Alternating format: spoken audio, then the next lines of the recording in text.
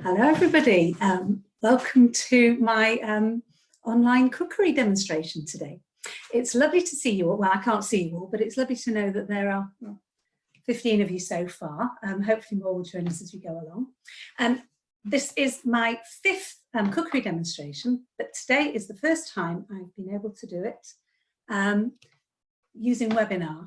Webinar means that you're only going to see me. You get a chance to chat with me, to write questions and answers, which I'll answer at the end. And also it means that I'm not having to deal with the technical stuff, so I can concentrate on showing you what I'm doing. So I have to say a huge thank you to Alan Benstock, who is doing all my technical wizardry today, and to Millin, who are providing us with the webinar. This time, you didn't have to book in advance. From next week onwards, we're asking people to book in advance, so you can even book 1 minute before we're due to start. And if you do book in advance, it means that we can email out to you the recipes. So if you want to actually cook alongside me, doing it at the same time, you have the recipes and you can cook with me. Anyway, so I think we're probably just about ready to start now. So we'll get going. So the dishes I'm going to do today, which you will get the recipe sheets for, is I'm going to be making Freda's salmon cutlets, and I'm also going to be making Amanda's apple and almond strudel. And I'll be making them both concurrently because bits and pieces need to be made into space with the other bits and pieces. So first of all, let me just tell you, this recipe for the salmon cutlets came from my wonderful late mother-in-law, Freda Brown. This was probably the best thing she could possibly make. My kids totally adored the recipe. The information, the feedback I've had from loads of other people is they've got virtually the same recipe. I've added just a little bit extra, my one secret ingredient, which is optional, which is adding squeezy ketchup. Apparently I'm not supposed to do any product placement here. It's such a lovely, easy recipe. You can make it by hand, and on my instruction sheet I'll tell you how to make it by hand. I'll also talk you through it, but I'm going to use my food processor, which is over here, and I'll show you that method, just because it's a darn sight easier. Angela, yes, you can use tuna in an emergency. It will work. It won't taste quite as nice, but it'll be fine. So let's get started. The first thing you need is a nice large onion. You don't have to use any fancy technique to peel it, but what you can do is if you cut the ends off it and then cut it in half, it becomes very easy for you to peel off your skin, she said, which actually that bit there is quite unpleasant, so I'll take all that bit off. Right, all you need to do now with your onion is, I just chop each half in quarters actually. And what I'm going to do, whoops, I'll probably just pull this over for you, is I'm going to pop it in my food processor. Now I have to tell you, this food processor here is 27 years old. It's possibly falling to pieces, but it's wonderful. It was a wedding present from my cousin Sandra, and I use it all the time, so hey, it's fab. Right, the next thing that we need to do is we're going to add an egg. So here I have my trusty egg, and of course, being a good Jewish girl that I am, what I'm going to do is I'm going to check to make sure that this egg has no blood spots in. It's totally blood spot free. It's going to get poured into the food processor.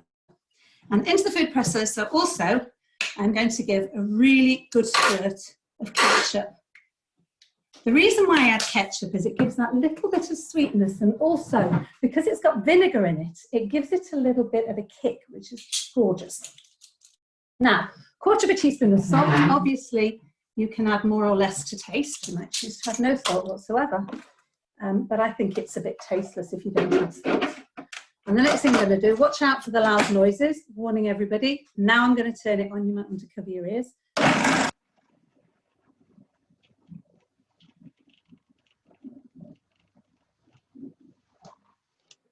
Right, so at this point, oops, And I'm going to show you what it looks like inside. At this point, we have, sorry, wash it from this side. It is quite smooth, and you can't even really see the bits of onion.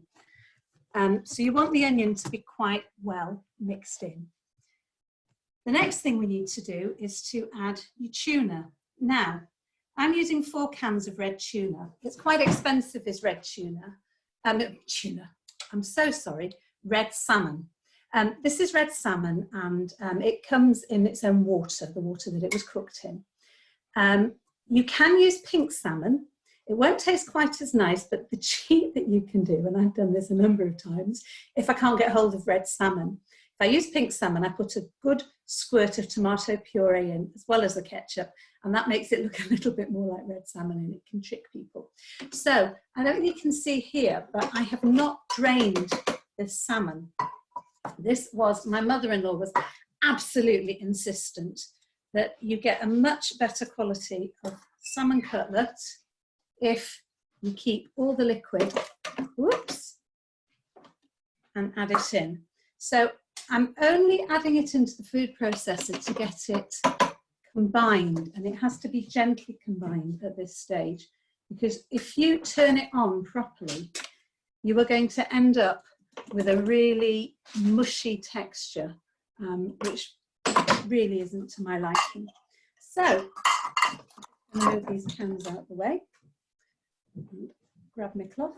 Right, so the next step is I'm going to use the pulse on the food processor. So there's going to be a bit of noise here now. And I'm just going to pulse it. There we go. I'm just going to check to see what it looks like inside. It's still a little bit lumpy. I'll let you have a look and see what the inside of it looks like. It's a wee bit lumpy. I'm going to give it, I think, 2 more pulses, and then that'll probably be pretty much it. Okay, so it's probably about 4 or 5 or 6 pulses. Okay, so here we go.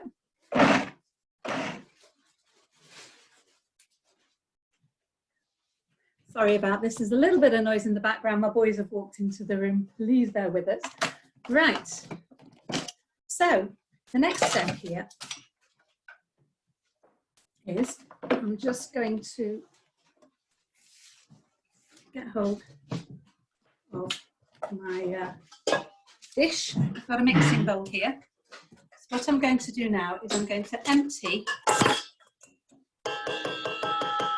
the contents of my food processor into my mixing bowl. And I'll show you what the texture looks like. Here we go. There we go. If you have a look there, this is what the texture's like. So it's still got a few lumps and bumps in there, but it's all combined together. The next step we're going to need is going to need some medium matzo meal. This is actually leftovers from Pesach. So the matzo meal from Pesach seems to be an awful lot darker, and for some reason it seems to absorb a bit more of the mixture. Not quite sure why. This definitely seems to be more absorbent. So it's up to about 5 ounces, which is, I'm trying to think, how much is that in grams? I've got that written down somewhere. 5 ounces, which is about 140 grams of matzo meal. What I'm doing is I'm just mixing this in as I go along, and it's still quite a wet, sloppy mixture. So that is definitely not enough. I'm going to add a wee bit more. If you add too much matzo meal, and bear in mind that it continues to absorb for a few minutes after you've added it in, you'll end up with quite a stuffy, dry salmon cutlet at the end, and it really won't be quite nice. So what I'm going to do now is I'm actually going to leave this to continue to absorb the moisture, for the matzo meal to absorb the moisture. I'm going to put this onto the side, and we're going to go on to making the strudel now, and then we'll come back to this once the strudel's safely in the oven. So I'm going to move this out of the way and all my mucky stuff, and then we can get on to the next part. So just let me clear the decks. I'm going to create some nice space here, and we'll get on with the next part.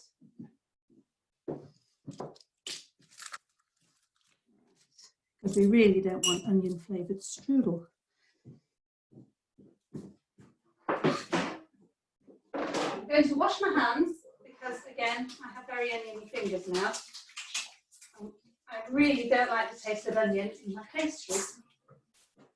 There we go. Right, here we are. Right, so I'm going to start now with Amanda's apple and almond strudel. This is a lovely simple recipe, especially because I use pre-made puff pastry. Now, personally, I do know how to make puff pastry. I learned at school. It takes a hell of a long time. And I just think life's too short to make my own puff pastry. And you can buy some very cheaply, very easily. This one I bought from the Gourmet today. And this makes exactly the right size strudel for what we're going to make. So I have my 1 block of pastry. Here we go. And I'm just going to leave that to the side for the moment, because what I'm going to do first is I'm going to make up the almond part of the filling for my strudel. So what you need to do is you need to combine, it's 2 ounces of margarine. Here we are, 2 ounces of margarine. Now 2 ounces is 55 grams. And you do, and this is Parav marge. I've used Toma soft marge. I really do like the taste of the Toma soft marge. Plus, it's Parav, which means that I can have this after a fleischic meal. And then I'm going to add an equal amount of sugar. So that's caster sugar, 2 ounces, 55 grams of caster sugar. And sort that in a moment.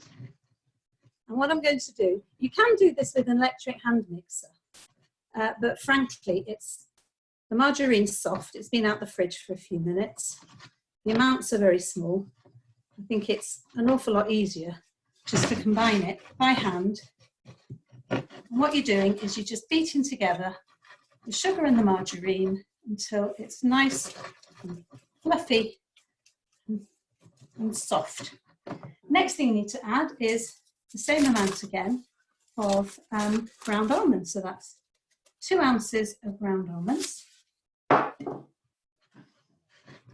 And you need to add in 1 tablespoon, oh sorry, 1 dessert spoon.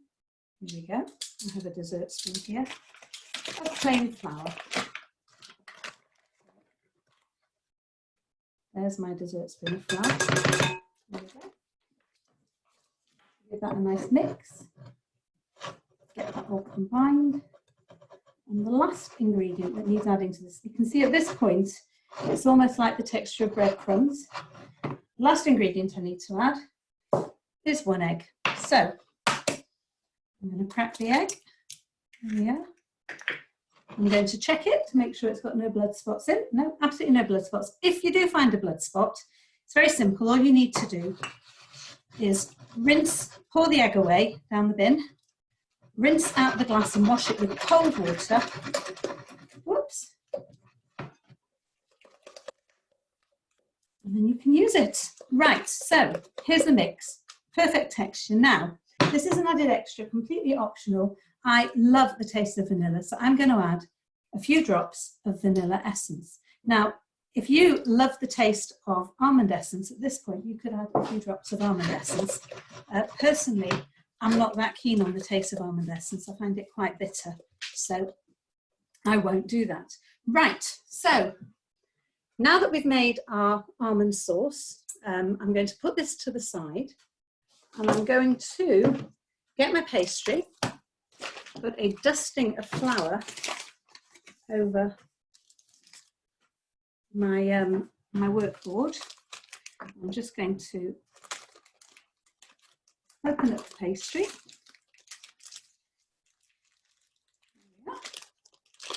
And here's this block of pastry. And it needs rolling out into a rectangle which is approximately, it's about 10 inches by 8 inches. I'm just going to have to wash my rolling pin because I dropped it on the floor. Give me a moment.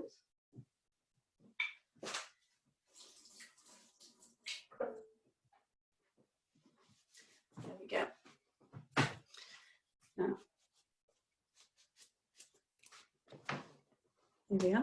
What I'm going to do is I'm going to sprinkle a little bit of flour over the top as well. And I'm going to roll this out. So the trick with rolling out is you need to apply even pressure with both your hands and get all the way to the end of your piece of pastry. And then what you need to do is you need to turn it sideways on and roll again.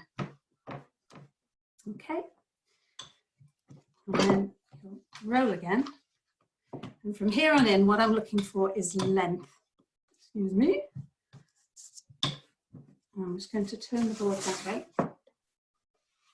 The reason why I keep on changing the position of the pastry is I don't want it to stick to the board, and I want to make sure it definitely has not stuck to the board. The trick also with this strudel recipe is what you really want is for the pastry to be beautifully thin.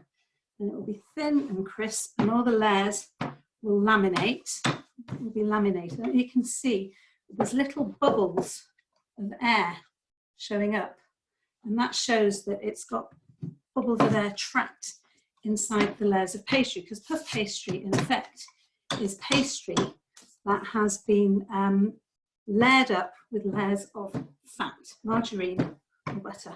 So I reckon this is probably just about the size I want it to be. So I'm going to, there we go. Now that's about right. That's looking lovely. So I usually think about the size of this board is about right. I'm going to try and even it up a bit. Even is better. Right, and for the moment, I'm going to put this to the side because the next thing that I need to do is I need to get my apple ready. So here we are.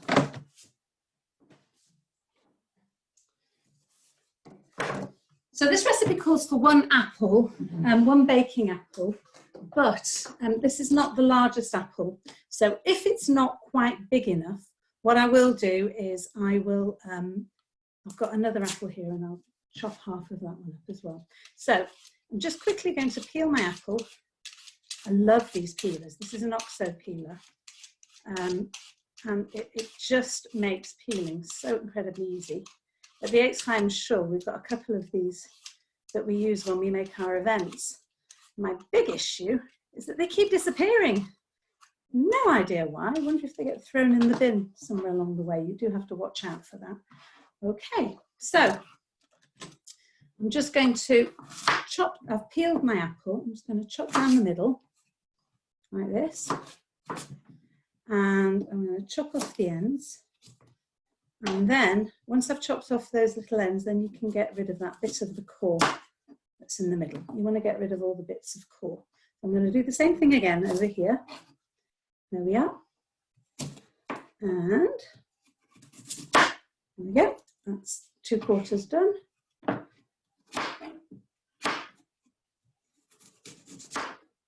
3/4. I don't think I've got quite enough apple here. I'm going to do the same with the other apple and use as much of it as I think I need. So I'm just going to quickly peel my second apple here. And actually, I'm going to turn my oven on now and get it preheated to gas mark 4. Sorry, is it gas mark? Sorry, just give me a moment. Trying to remind myself what temperature. Sorry, gas mark 6, which is 200 degrees C. There we go. Right. So I'm just going to quickly peel the next apple. It's got a horrid mark there, but that's fine. What I'll do is just cut that out, get rid of it, and chop the apple up. The apple's then going to come in slices, and then we're going to place it on top of the pastry. So just going to quickly do the same thing for this again.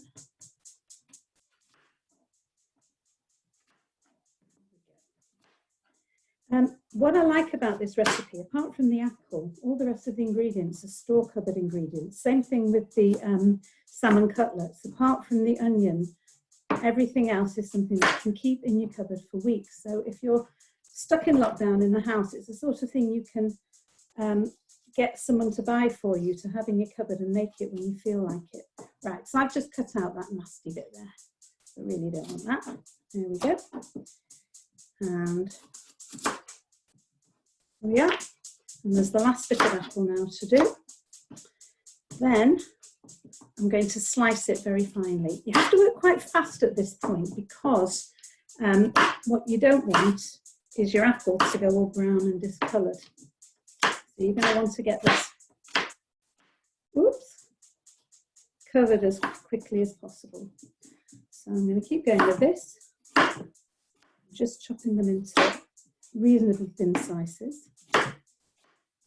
Now, I have actually made this dish as a vegan dish.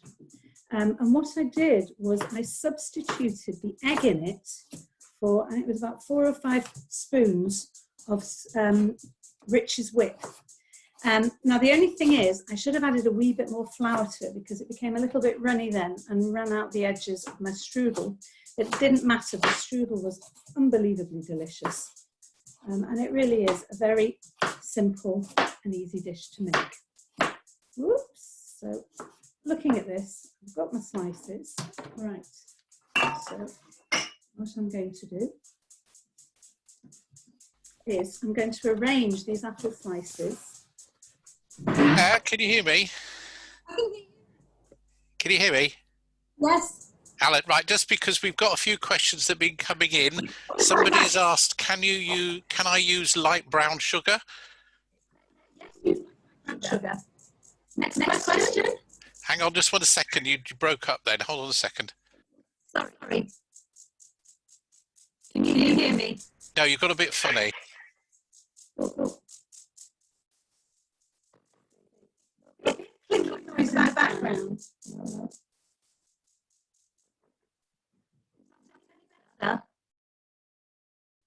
Quite sure why that's happening.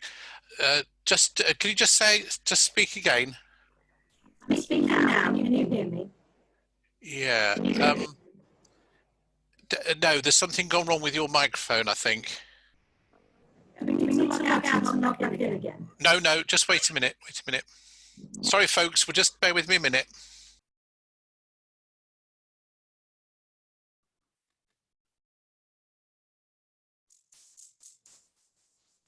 Can you try it now? Can you hear me? Yeah, carry on for the minute. Right. You can hear me. You can hear Alan. I'm just going to hear you. Right. What I'm going to do is I'm going to place my apple down in the middle of the pastry. So, got my apple here. I'm going to do it in overlapping lines. So it goes all the way down, leaving a border around the edge. Can you just stop for a minute? We've got a problem with your sound for some reason. And I don't know why. Could you just bear with me and I'll have a little think.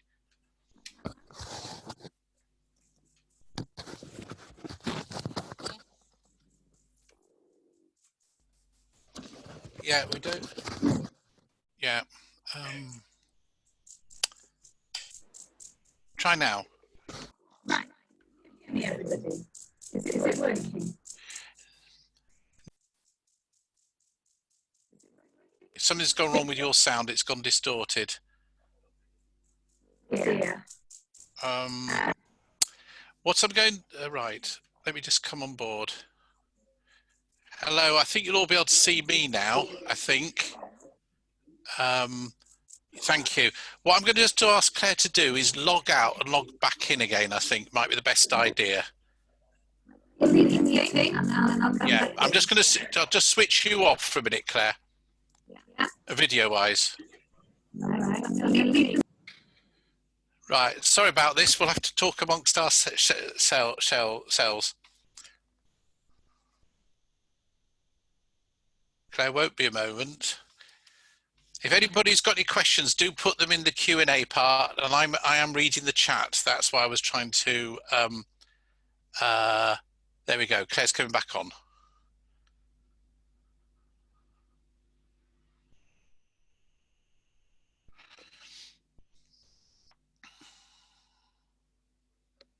Okay. Hello. Just 1 second.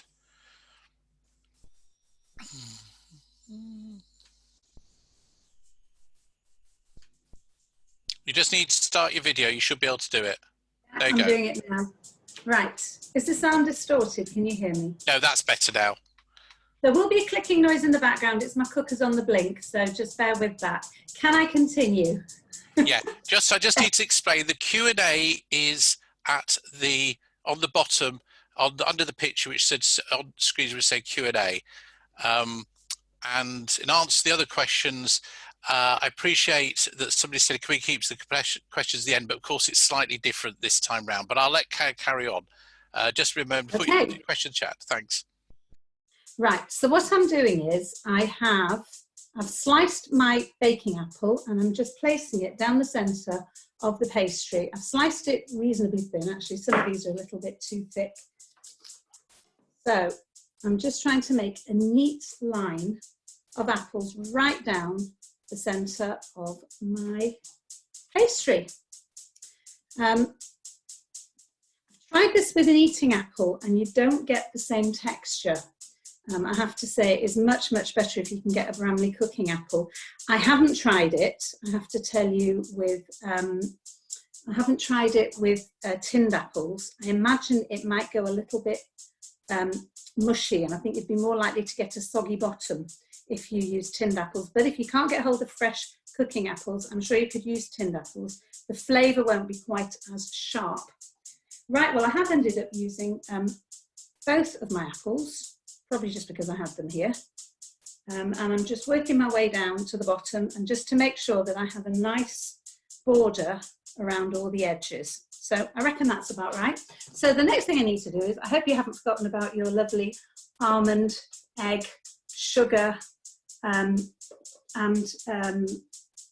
egg, sugar, margarine, and vanilla mix. So what I'm going to do now is I'm just going to slowly spread it over the top of my apple. Okay. And I'm just going to make sure that it's evenly spread right the way along the top. It should just pour quite nicely and evenly. Don't get too wound up about it, but this is what gives it a lovely flavour. So as I was saying before, well, probably around the time when I got all distorted, you can make this vegan. If we do have some vegan friends who come around for Friday night dinner. And when they're coming round, what I do is I don't use an egg. I use a little bit of Rich's Whip, and just slacken off the mixture with just a couple of tablespoons of that. And then you probably need to add an extra 2 tablespoons of flour, just so that it doesn't all escape out the edges, because you haven't got the binding qualities of the egg. Right, the next step is you need to moisten down, with a little bit of water. I'll just grab some water.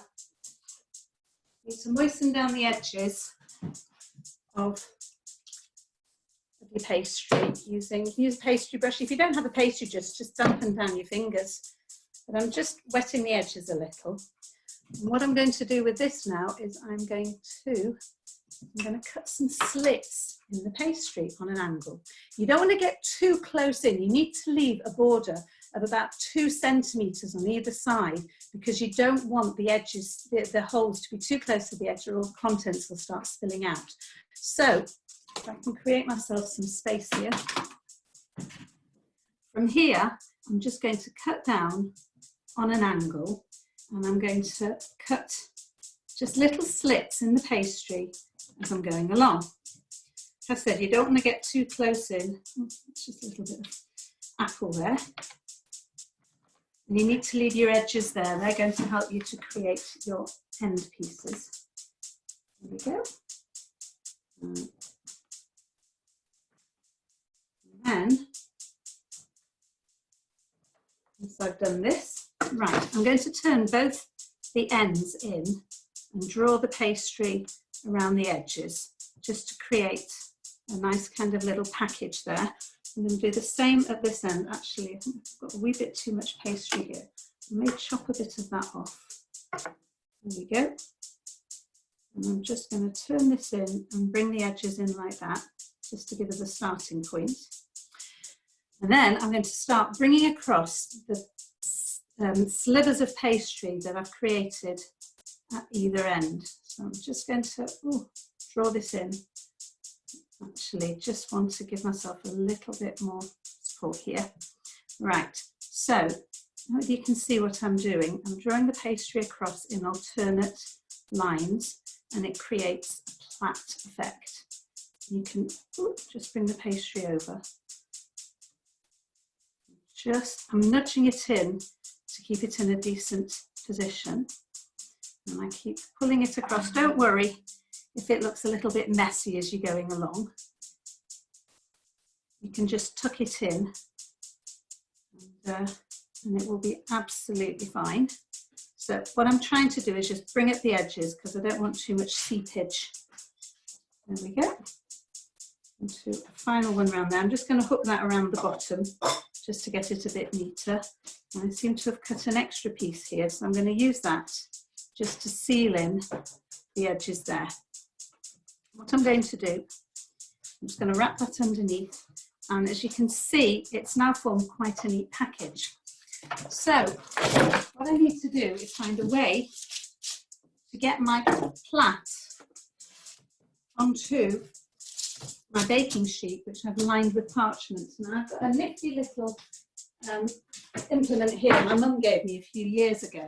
If you don't have one of these, you can use a couple of fish slices would probably do the trick. So what I'm going to do is I'm actually going to ease my plait onto here, and then I'm going to ease it onto my baking parchment, and this is going to go in the oven, like I say, is gas mark 6, which is 200 degrees, and it's only going to need about 20 minutes. So I'll set the timer on it for 20 minutes. This is what it looks like before it goes in. Okay. Now there is another trick you can do, which is just set 20 minutes there. A little trick you can do is you can actually, when you're rolling out your pastry, if you put your piece of parchment underneath the pastry, roll it out, then actually you can literally just slide your baking sheet underneath the parchment, and that also is a lovely easy way of making sure that you get it into the oven in one piece. Well, while that's cooking, we're going to move on with the next part, which is, can you egg wash the top? You could egg wash the top, but then that would spoil the topping that I'm about to put on the top for you. So if you were planning not to do the glaze, I'm going to be doing an apricot jam glaze, and then icing will be going on the top, and then flaked almonds. If you chose not to do the glaze and the icing on the top, yes, you could do an egg wash and leave it at that, and that would be fine. Right, I'm just going to clear the decks and get on with the next part. So, my next job is to continue with the salmon cutlets. Okay, so here we have our lovely salmon cutlet mix, and what's happened while we've been waiting is it's firmed up beautifully and it is completely ready for me to start shaping into balls ready for frying. So I'm just going to wash my hands now because they're a little bit sticky. Give me a moment and I will come back and I'm going to start shaping these for you, and then we can start frying. I'm also going to put the heat on underneath my oil. I have oil in a pan behind me there, and I'm going to put the heat on underneath it, just on a reasonably low light, so that it can start getting hot, ready for frying. Now what I've done here is I've pre-prepared a tray that I've lined with cling film. You can see there's cling film on there, because I find that's the best way of getting all my cutlets ready for frying without making a mess everywhere, and also making sure it's clean enough. So what you're wanting is about a dessert spoon of mixture, and you just want to pat it between your hands, side to side, until you get your patty shape, okay? Now, feeling this, actually, it feels a tiny bit soft to me, so I'm, at this stage even, going to add a tiny little bit more matzo meal to it, literally just a sprinkling. You can make it when it's a little bit wet, but if you do make it a little bit wet, it has more chance of falling to pieces in the frying pan, which I'm sure you're not going to want, and it will also spit a little bit more, which is something I don't really like happening. So what I'm going to do now is I'm going to shape all my little patties. So the size and shape that you make is very much dependent upon personal preference. I make them exactly the way my late mother-in-law Freda used to make them. She said, this handful is just about the right amount, no more, no less. And every single Friday morning for the last, I don't know, 10 years of her life, I used to go around there. I used to go do all my shopping in the koshery underneath the flat where she lived, and she would make me salmon cutlets for lunch. And what she'd do is she'd make a great big batch in advance, and she'd stick them in a freezer, and on the Friday morning she'd pull out 1 cutlet each. That's all we're allowed, 1 cutlet each. And she'd go across the road to Marks and Spencer's and she'd buy salads and various bits and pieces, and we would have our salmon cutlets. And one batch lasted us quite a while, but it was the highlight of my Friday, was going to have my lovely lunch with my lovely late mother-in-law, and we'd put the world to rights. She used to say things to me like, oh, what's it all about, Claire? I just don't know what's it all about. And I reckoned it was about having a really good lunch with a lovely mother-in-law. So I'm shaping them out now. From 4 cans, I usually get between 15 and 18 cutlets, but obviously it does depend on what size you make them. My mum, when she makes salmon cutlets, tends to make them an awful lot flatter, and she makes them more in that sort of a shape, like that. But personally, I prefer them in this shape. So you can experiment and try different shapes. Some people prefer to make them in little tiny mini ball shapes, more cocktail size. I think I might have made these quite large, but I don't know whether I'm going to get 15 out of these. Let's see where we're at.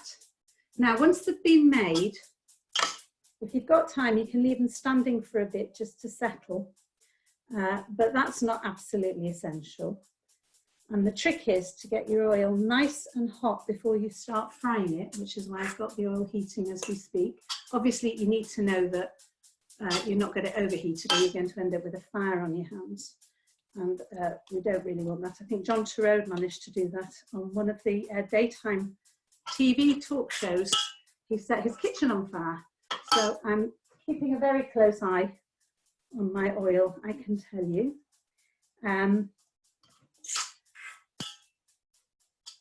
Now these, as far as I'm concerned, salmon cutlets do taste best when they're fresh, hot from the pan. But what you can do is you can serve them at room temperature, but you can pop them in the oven for 5-6 minutes on medium to high setting, probably about 180 to 200, and they will crisp up on the outside and taste like they've been freshly made, which is marvellous. Right, how many have I made? 5, 10, all right, here's 15. I reckon I probably do have another 3 left in here, so I did calculate it about right. Right, we're almost ready for the frying part. And by the time we're done with that, I think that my strudel might be ready to come out of the oven. So then we can show you how to decorate your strudel up. Right, there we go. So that is 15. Here's number 16. There we go. There's number 16. I find tossing it from hand to hand definitely does the job. And then I've got one tiny little baby one to do at the end. That's the one that whoever helps me with the washing up gets to have. That's the prize. Okay, so there we are. There we have 17 and a baby.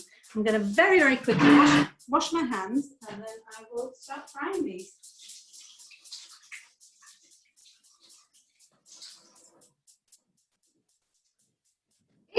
you aren't sure whether the oil is hot enough for you to cook with, you can just drop a little square, a little cube of bread in, and if it starts sizzling and bubbling, then you know that it's at the right temperature. So I can tell literally just from the smell that this is definitely at the right temperature. I'm going to turn it up a little bit. I'm going to pop my cutlets to the other side here so we're ready. And I'm going to very gently place these in the oil, and it should immediately start bubbling like that. So that is exactly the right temperature.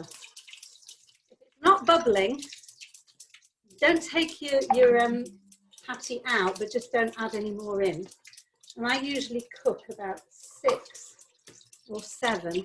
I've made these a little bit on the soft side, I must admit. They're a bit softer than I'd normally make them. So I'm actually just going to cook 6 at once. I'm going to grab a fork so that I can move these around the pan. There we go. Right. And actually what you'll see is that they start colouring pretty quickly. So let's just see, we've got another 12 minutes left on the strudel. And all I'm doing is just very, very gently moving these around in the pan a little bit with my fork. It's best to stand a bit back if you possibly can do, because if there's any pockets of liquid inside your cutlet, what will happen is the liquid will get hotter and hotter, and then it will explode to the surface and it will cause the oil to spit. And you can end up with little spits of oil up and down your arms if you're not careful. So it's best kind of to stand back. And these are now starting to colour beautifully. And I have to tell you, the smell is just gorgeous. It's making me feel so hungry. Not everybody does like the smell of cutlets, and I will admit that the smell will linger for a while afterwards.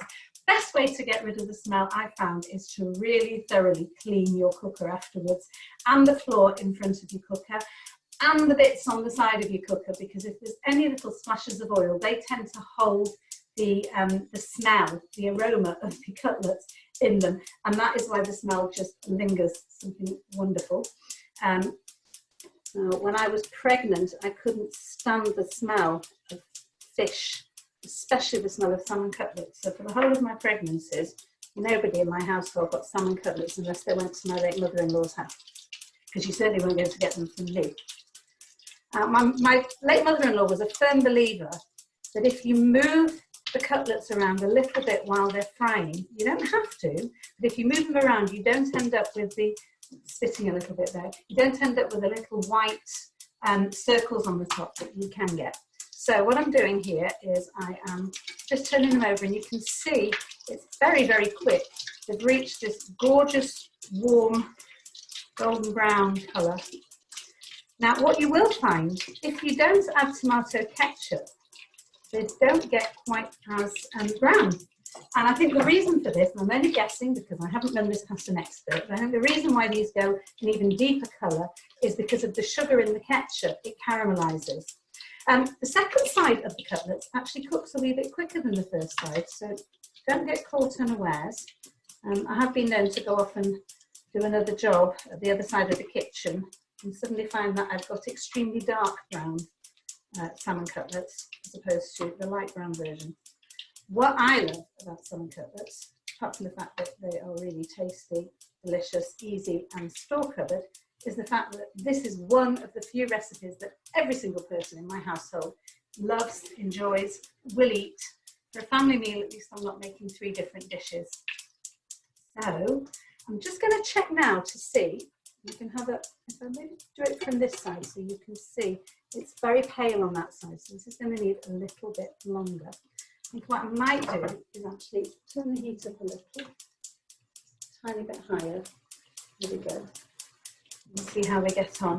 If it's too high, you'll know it's too high because then you start getting fumes of burning coming off the top of your pan, and you'll need to turn the heat down then. What you want is for the cutlets to cook the whole way through. Now this is absolutely perfect. I don't know if you can see that underneath there. Whoops, the colour is fine. Now I haven't been agitating them around, so you've got a pale a bit. Whoops, in the middle. Now, don't do what I did just there, which is drop it because I'm too busy talking. Right, I'm going to get all of these out of the pan now. And I'll pop the next lot in. And you just keep going your way through it until you have done all of your cutlets. Now, what I've done is that the tray over here, I've actually lined it with cling film first before I laid my kitchen paper on the top. And the reason for that is because oil is insidious, it gets everywhere, and it's an awful lot easier just to peel a thin layer of cling film off the base of your tray rather than scrub away at the tray afterwards, trying to make sure you've got rid of all of the oil. If oil does end up being on your tray and not getting washed up, you will end up with a sticky tray. It'll go sticky and claggy and not very nice. Oops. So here we go. Here's the second batch. Actually, the 1, 2, 3, 4, 5, 6, 12, 17. Right, so it's almost 18, 17 and a half. I said we'd get 18, so it's 3 batches. I'm just going to have a quick look now. I'm going to wash my hands because they're sticky, and I'm going to check to see how my strudel's doing in the oven. What I might do is show you what it looks like part way through cooking. Excuse me. And here I'm just going to turn it around the other way. So this is half of the way through cooking, what it looks like. Turning it to go the other way. Very pale golden brown. Got another 7 minutes left to go. At which point I think we will have fried up all the cutlets and we'll be ready to do our glaze for our strudel.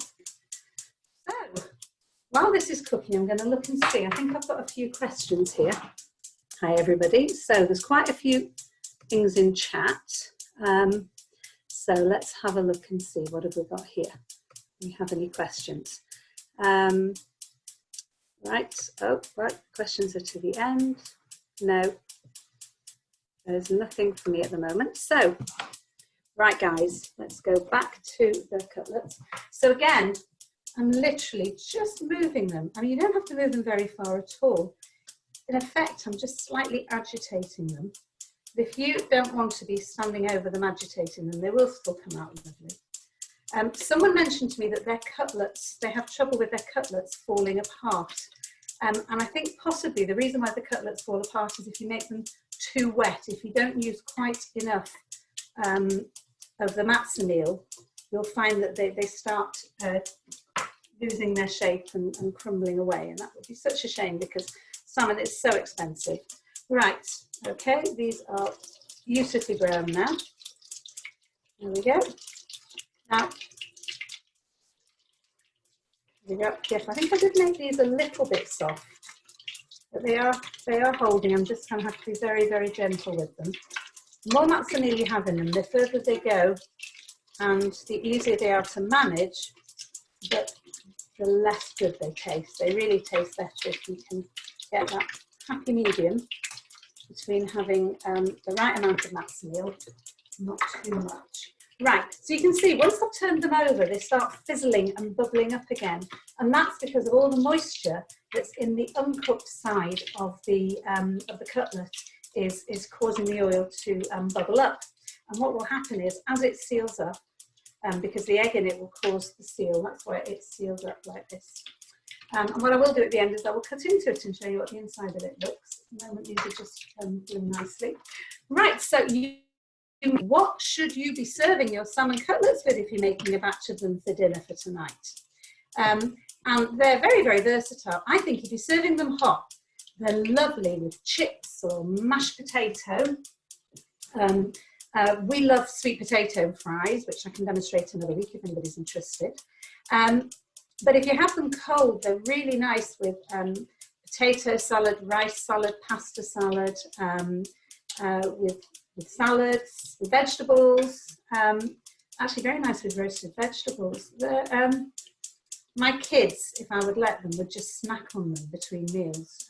I think that's a very expensive snack to have, so I do encourage them to wait till dinner time for it. And what I do is I stick them straight in the freezer as soon as they're cooled down, unless we know we're going to be eating them in the evening, which we are tonight.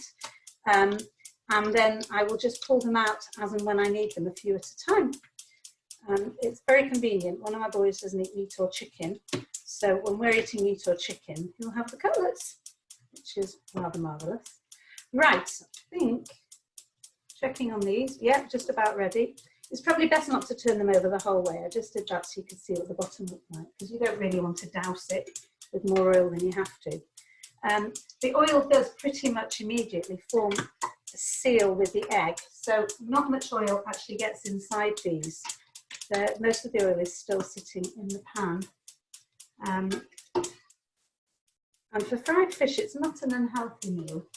Probably better if you have it with boiled new potatoes and salad, I must admit, than with chips and fries. Or, sorry, chips or sweet potato fries. I'm a very big fan of sweet potato fries. Right, here's the last batch. So, I don't know if you can tell here, but the oil is starting to colour a little bit. I know my late mother-in-law she was very careful, and she was very good at reusing things, and she used to sieve her oil after cooking with it, and she'd reuse it another time.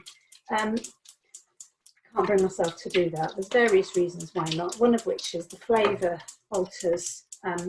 Your cutlets will go a lot darker, the flavour will be less pleasant, and also something happens to oil when it heats up, and certain it can be certain carbons build up in it, and I don't think it's very healthy for you to reuse it, but I do understand oil is expensive, and that you might want to reuse it. So if you did choose to reuse it, not that I'm advocating it, you'd have to put it through some muslin to get rid of all the bits like this that drop into it. Right, what I'm going to do is move this tray out of the way, and peel the cling film off that. Come back to this, and I'm going to yet again wash my hands. I'm going to check on the strudel that's in the oven and see it's had 19 minutes. So we'll just see if it's ready to come out of the oven yet. Let's have a look. And I think that is actually perfect. Absolutely perfect. So if I turn this around, you can see, here's my strudel. Right, so what you've got here is little bits of the mixture spilled out the edges, but by and large, they've all stayed inside. It doesn't look that special at the moment. And what I'm going to do is, once it's cooled down a little, and once I've finished with the salmon cutlets, I will show you, right, that's the timer to say it's done, I will show you how to decorate it to make it look absolutely spectacular. So I'm going to pop this on the side on a cooling tray. Just let that cool down for the moment. Right, let's get back to our cutlets. I think they're virtually done. I'm going to turn them over. Lovely. Right. And again, you can see it all starts sizzling again once I turn them over. And here's the little baby one. If any of my kids come into the kitchen and help me with the washing up, they get the baby one. Have that right away. Right, almost done now. So we'll just give that a few more moments. A little bit of agitating around. And then I'm going to show you how to decorate your strudel. Now, here's an interesting thing about the strudel, just while we're waiting for the cutlets to finish cooking. If you think you're going to make the strudel in advance and stick it in the freezer and then serve it a week, 2 weeks later, whatever, even if you're going to make it on a Monday and then serve it on the Friday, I'd recommend you freeze it. What I'd recommend you do is freeze it before you do any of the toppings. Just freeze it as it is when it's come out of the oven. Let it cool down, wrap it up in foil, stick it in a plastic bag and pop it in the freezer. Then once you've defrosted it, got it to room temperature, I would pop it in the oven for 5 minutes just to warm through and crisp up, and then go through the stages that we're going to go through in a few moments before serving. So I'm just going to check the little one should cook first. That just needs about 10 to 15 seconds more. We're almost there. And when you're coming up to the end of cooking, here's a nice nifty little trick. Yeah, we're almost at the end of cooking now. There's so much heat in that oil, I'm actually going to turn the heat off from under the oil. I've turned it off now, and it's just going to carry on cooking in the residual heat. You only do this at the very, very, very end of cooking because you don't want it to get too cold, the oil, or it will stop cooking the cutlets. So let's have a look. That's the first cutlet I turned. That is well and truly done, both sides. I'm just going to get these out of here, lay them on my kitchen. Oh, that was a bit of a spit. Lay them on my kitchen paper. There we go. And I'm going to set the oil aside to cool. I don't want it to be anywhere near the edge of my cooker. So unfortunately, I've now got a lovely puddle of oil in the bottom of my cooker. That's going to need a lot of cleaning later. Right, guys. Okay. So now we get to the fun part. We get to start.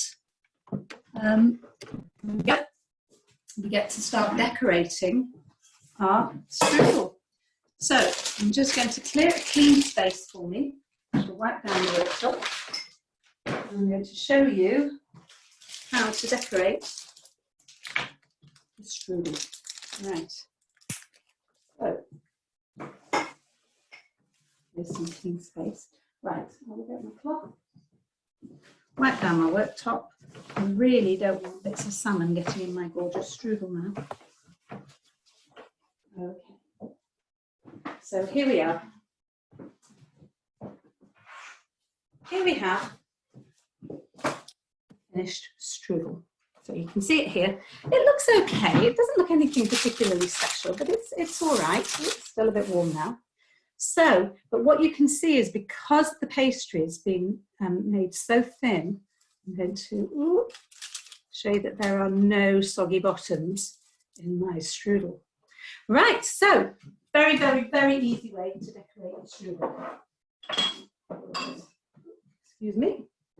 Here we are.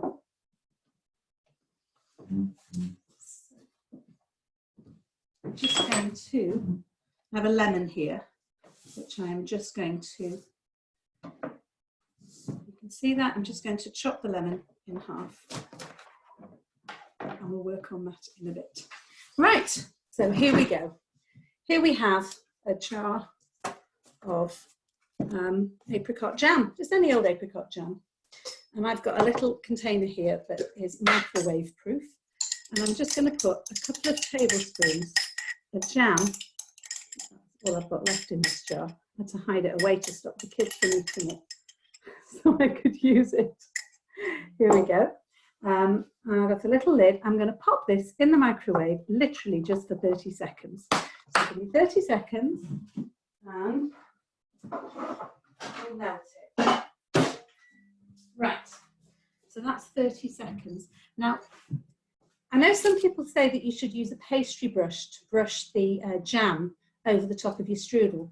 From personal experience, what I've found is that if you do that, all you do is end up ruining your pastry brush. So personally, I think it's absolutely fine, literally, just to use a spoon and just drizzle it over the top and spread it out.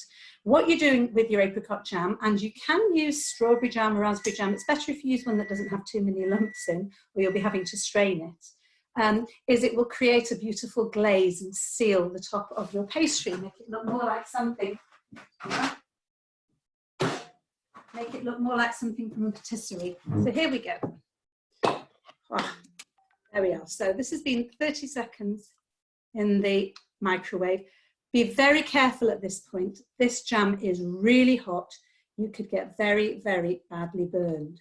So what I'm going to do now is I'm literally just drizzling this over the top of my strudel. You can see it's just forming a lovely patina over the top. Should be making it all lovely and shiny. Here we go. There we are. And then what we can do is we can lift it off the base afterwards and pop it on a serving plate. There we go. Right, now what some people do is they'll just put it straight onto a tray, not a tray, onto a wire rack, so that all the jam will drip down onto the bottom, and then you won't end up with it sitting in a puddle of jam around the edges. And you could do that, but this is just too hot for me to do this now. If you wait for it to cool down, you could do that. And then just put a sheet of greaseproof paper, or even, yeah, just something underneath to catch all the drips. Right, so I am just going to make sure that this is nicely covered in the jam. I'm just scooping bits up that are falling down the edges and spreading them over, just to make sure that I've got a lovely glaze all over my pastry. There you go. So there's your pastry all nicely glazed. I don't know if you can see that it is looking quite nicely glazed now. You see that? It's reflecting the light, and it will keep that lovely glaze on it. My friend likes to use strawberry jam, which is, or raspberry jam. She likes the red glaze over the top, but personally I'm not so keen on it. Right, here we have, it's about 2 ounces, about 55 grams of icing sugar. And into this I'm going to squeeze about, well, I'm going to add half a lemon to begin with, and then we'll see whether I need to use the other half of the lemon. I'm just going to stir it in. Yeah, this is really not, this is too thick, so I shall squeeze in the other half of the lemon. And if it's still too thick for me to use, I can always add a little bit of water to it. And what you want is you want to have it in the consistency where you can drizzle it. Now, if you're a perfectionist and you're good at this, if you've got a piping bag, you know, like greaseproof paper piping bag, you can put it into your piping bag and you can cut a hole in the bottom and get a really, really neat finish. I'm not really that artistic, organised or good at that, and frankly I just can't be doing with it. So I'm just going to show you the easy way to do this. So you can see what it's doing is it's a wonderful dripping consistency, and what you want to do is get some on your spoon and you want to drizzle it over the top. You can see the effect that it's having. There we go. Again, I wouldn't really usually do it on a warm, I'd usually wait until my strudel had cooled down a little, because this may well melt. But what you get is this will eventually harden and set, okay? There we go. I think that looks really pretty. And the last step is I've dry toasted some flaked almonds. This is optional, you don't need these, you don't have to use these. But what I found is if you just pop these in a dry frying pan, stick the heat on and then just toss them for a few minutes, they will toast and they'll get that lovely golden brown colour, and it gives them a really nice flavour. And then I'm just going to sprinkle a few of these on the top. My problem is I absolutely adore toasted flaked almonds, and I could just eat them until the cow came home. So if there's any leftovers, I have to put them in a jar and hide them away somewhere, a tub. Right, there we go. Now what you can do if you really want to push the boat out is before you serve, you could just dust a little bit of icing sugar over the top, but I think that's probably overkill. So here you have it. I'm just going to, this is too warm at the moment for me to put on a serving plate, but what I will do is I will transfer it to a serving plate and I will take a photograph of it and pop it onto Facebook so everybody can see it. But this is the finished product. Here we have your apple and almond strudel, and over here, if you'll give me a moment, I shall bring over some of our, and here we have our salmon cutlets, and if you like I can cut into one just to show what it looks like inside the salmon cutlet. So here we go, I'm just going to cut into this one. And this is what the inside looks like. There we go. So that is it. I'm finished and I'm ready now for questions and answers. So and just see, I think there's 8 questions and answers there. Questions and answers. So, right. So the first question is, do I use skinless and boneless tinned salmon No, I don't. You can. My late mother-in-law used to actually peel the skin off the outside of the salmon and pull out the bones. But personally, once you put it through the food processor, it breaks it all up and it's a heck of a lot cheaper. But if it bothers you, buy your skinless, boneless. Or, yeah, bye-bye, Angela Cohen, thank you. Right, second question is, this also works well with apricots. Oh, this strudel, lovely. I've never made it with apricots, but thank you for that. How many eggs do you put in the salmon? Okay.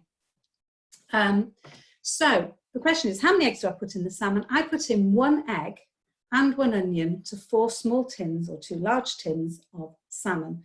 I'm just looking to see if I got the tins here. No, I put the tins away. I'll tell you what size tins they were. The tins were 213 grams. So I did 4 of those. Why wasn't I wearing gloves? I'm in my own home. If you're a chômeur, you have to wear gloves. In your own home, it's up to you. So that's that. Someone said they used to love talking to my late mother-in-law. Oh, I do miss her.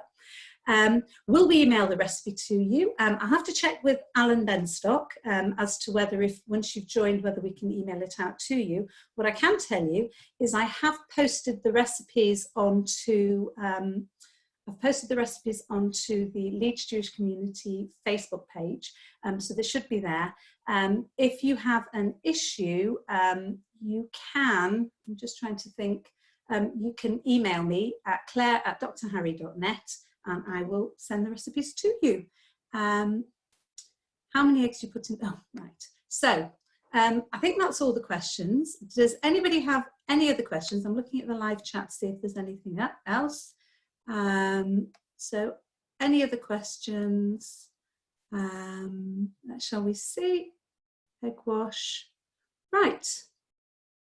Thank you very much, everybody. So I think that's it. We're all done. Now, just to mention to you, next week, you're going to need to book in advance. You can book in literally just before the session starts. I'm going to post the invitations out on the Leeds Jewish Community Facebook page, the Eitz Chaim Facebook page, my personal Facebook page, and it's going to go out to all the shuls as an email. So hopefully you'll all have an opportunity to find the invitation, and all you have to do is click on the link, and you will get sent the recipes, and you will get a reminder of how to log on and a link on logging on. So that should all work really well. So goodbye to, right, what will it be? Oh yes, and someone's asked, is this session going to be recorded? All being well, Alan Benstock has recorded it, and it should all be uploaded to YouTube. Don't know how long it's going to take, but hopefully before the end of the week you should be able to see this again on YouTube, and we'll send out the link as well. Right, so oh, thank you, Anita. Thank you, Anita. That's a lovely message. So are there any other questions? No? And now you've got 2 minutes more for any other questions. Let's see if I've got any other questions. So on the Q&A section, right, oh, Helen says that she's hungry now. Yes, not surprised. The smell in my house is absolutely wonderful. So, right, I don't think, unless there's any more questions, I'm going to finish the meeting now. So thank you very much, everybody, for joining me. We managed to do it in 1 hour and 10 minutes, which I think is a record. And I hope you'll join me next week. Next week, I'm going to be making the Queen of Sheba chocolate cake, which is an absolutely wonderful cake, and it has the added bonus of being flour free. So if you're having difficulty getting hold of flour, it is made with potato flour, but hopefully you've got some leftovers from Pesach. It is one of the best cakes ever. And along with that, I'm also making a flour free biscuit, which is a biscuit made with oats. And it is utterly delicious, and the recipes will be sent out really soon. I may be making something savoury, haven't decided yet. Watch this space. Thank you very much, everybody, and goodbye.